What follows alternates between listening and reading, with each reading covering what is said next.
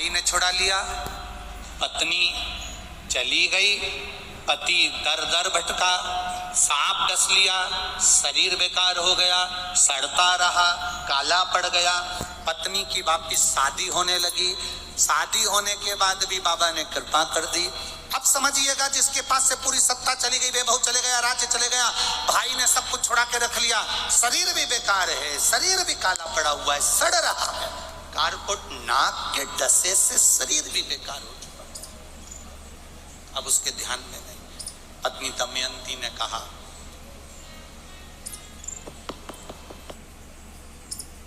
पत्नी कह रही है, पत्नी दमयंती कह रही है, शिव की आराधना करते हैं दोनों, चलो।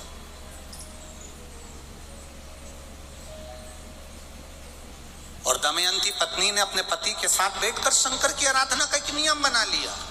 रोज शिव के मंदिर में 2 लोटा जल का स्मरण।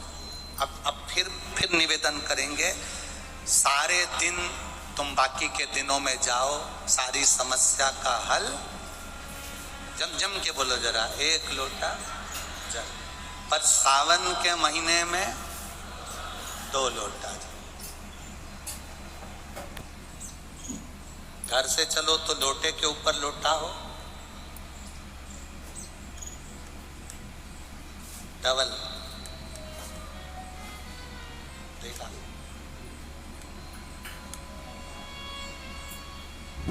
डबल। कब मंजिल डबल कर देगा, कब तुम्हारी आय डबल कर देगा, कब तुम्हारी जिंदगी के सुख को डबल कर देगा, पता ही नहीं पड़ पाएगा, पता नहीं चलेगा। डबल। और मंदिर में जैसे ही प्रवेश करो तो दोनों हाथ में, देहली पर चढ़ने से पहले 2 हाथ में कलश हो और शिव का मूल स्मरण, श्री शिवाय नमस्तोभ्यम बोलते हुए देवादिदेव महादेव को धार चढ़ रही है। 2 ही हाथ, दोनों हाथ। दमयंती और नल ने नियम बना लिया। अब इनको मालूम नहीं पड़ा कि सालों निकल गए, निकलते निकलते इनको नहीं मालूम पड़ा कि मलमास आ गया। और मलमास आया और वो मलमास, वो अधिक मास सावन के महीने में आ गया। संजोग ऐसा बन गया कि मलमास पूरा धीरे धीरे धीरे धीरे करते करते सावन के 15 दिन इधर रह गए, 15 दिन उधर रह गए, बीच में मलमास फंसा था। इस अधिक मास का पूरा महीना निकला, अमावस्या का दिन आ गया और इधर सावन लग रहा था, इधर अमावस्या पड़ गई और दूसरे दिन सावन के 15 दिन पड़ना थे, शिव के दिन पड़ना थे। और शास्त्र कहता है अधिक मास का आखिरी दिन और सावन का महीना वापिस लग रहा हो, उस दिन 33 कोटि देवी देवता भगवान शंकर के मंदिर में खड़े होकर अपनी जिंदगी का सारा पुण्य लगाकर चालू कर देते हैं, पूरा पुण्य। अच्छा चलो, तुम लोग यहाँ मैनपुरी में रहते हो तो गिरिराज जी जाते हो? गोवर्धन कौन कौन जाता है? जाते हो आप लोग? अब रखिए, तो वहां पर अमावस्या पूर्णिमा को लोग भंडारा चलाते हैं। चलाते कि नहीं चलाते? आप लोग तो यहीं रहते हो ना। कहीं कहीं अमावस्या पूनम को अमावस्या पूर्णिमा को भंडारा क्यों चलाते हैं? उसका कारण क्या है? इनने कौन सी कथा सुन रखी है कि अमावस्या पूर्णिमा को भंडारा करो? अमावस्या के दिन कोई शंकर का भगत आ गया, कोई शिव का उपासक आ गया, कोई शिव का ओघड़दानी का भगत आ गया, कोई नारायण का भगत आ गया, उसको कुछ खिला दो, उसका मुंह झूठा करा दो। आखिर कारण क्या है? बड़े बड़े घरों में ब्राह्मणों को निमंत्रण दिया जाता है, अमावस्या है पंडित जी आ जाना, भोजन कर जाना, पूर्णिमा है पंडित जी आ जाना, भोजन कर जाना, पूर्णिमा के दिन कथा कर जाना, अमावस्या के दिन कथा कर जाना। अमावस पूनम का ऐसा योग क्यों बनता है? उसका कारण केवल एक, शिव महापुराण की कथा कर रही है। अमावस्या अधिक मास के 30 दिन पूरे हो रहे हैं। अमावस्या का दिन था, दूसरे दिन सावन का महीना वापिस चालू, श्रावण वापिस चालू होना था।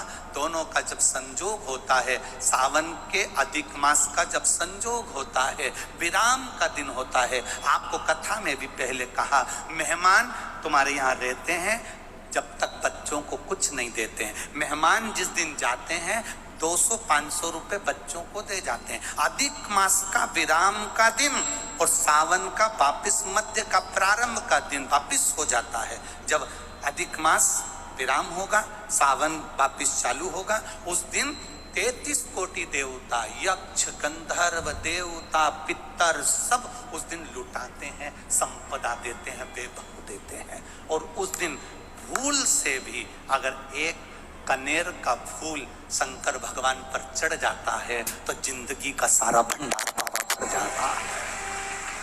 एक पुष्प, कनेर देखा है?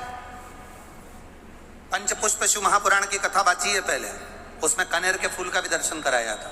ये रोड के ज्यादातर लोग ये कनेर का जो फूल है ना रोड के बीच में लगा देते, क्योंकि उसको जानवर भी नहीं खाता, पशु भी नहीं खाता, पक्षी भी नहीं खाता, जहरीला इतना होता, पीले कलर का होता है, लंबा, काम भी कुछ नहीं आता। बस वो कनेर का फूल, और आंधी तूफान पानी गिरता है तो जमीन पे टपक जाते, ढेर सारे गिर जाते। देखे कि नहीं देखे?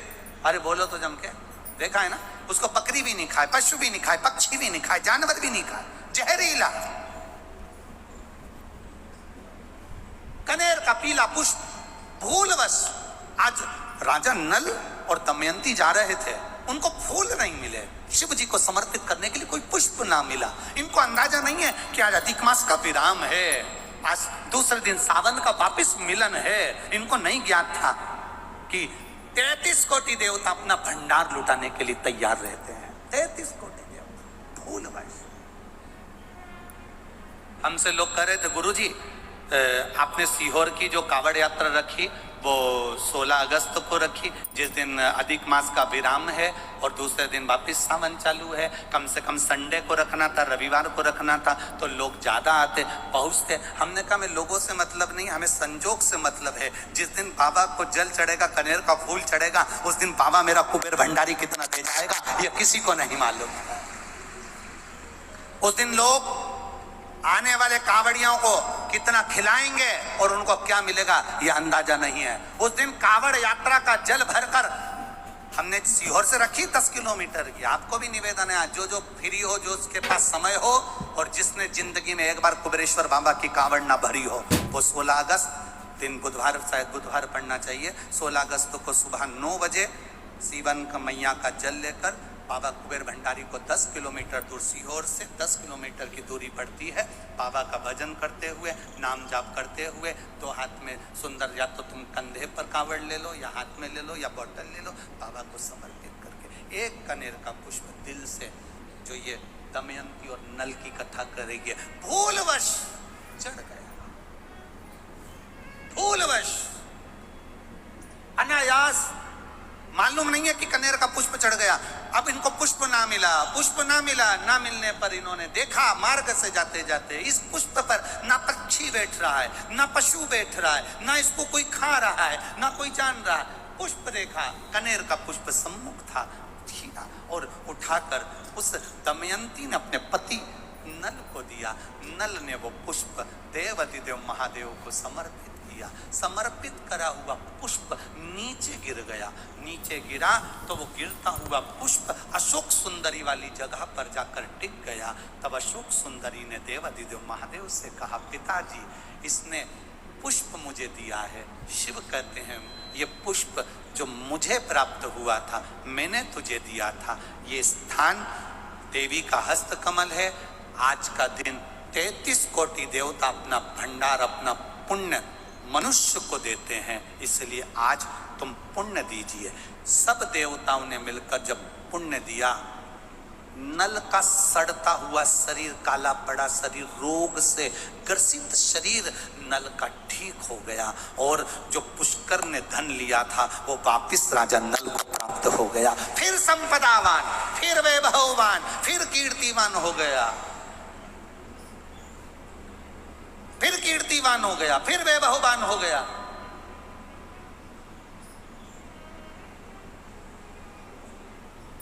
अब दिया किसने? जम के बोलो जरा, देव अधिदेव महादेव।